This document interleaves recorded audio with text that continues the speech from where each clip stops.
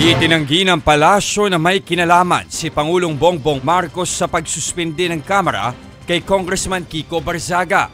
Giit ng kongresista, pinag-iinitan siya dahil plano niyang ipa-impeach ang Pangulo. Nagbabalik si Maricel Halili.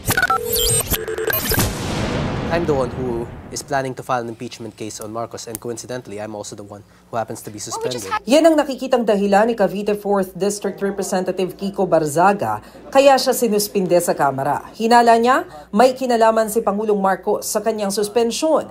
Marami raw kasing kaalyado ang Pangulo sa Kongreso. Pinatawan kahapon ng 60 araw na suspensyon si Barzaga dahil sa inasal nito sa Kamara at mga post niya sa social media. Sabi ni Barzaga, noon pa niya pinaplanong maghain ng impeachment complaint laban kay Pangulong Marcos.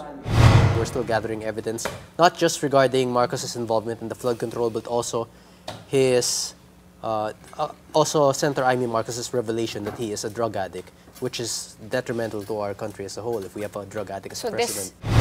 Wala pang sinasabi ang Malacanang tungkol sa nilulutong impeachment ni Barzaga.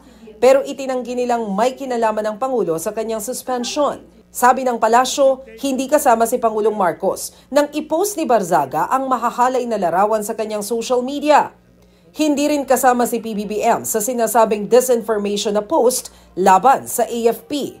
Pero iginagalang daw ng Malacanang ang naging desisyon ng Kongreso laban kay Barzaga. Sa atin na nakikita rito, ginagamit lamang ang pangalan ni Pangulong Marcos Jr. para ma-justify ang kanyang mga ginagawang disinformation. Nagbabalita mula sa Frontline, Maricel Halili, News 5.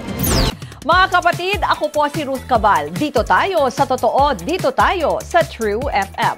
Mag-follow at mag-subscribe din po kayo sa aming social media accounts at True Network PH. Diyan po yan sa aming X na dating Twitter, sa FB, sa Instagram, sa YouTube, sa TikTok at sa mga podcasts. At syempre, tutok din po kayo sa Signal True TV Channel 19.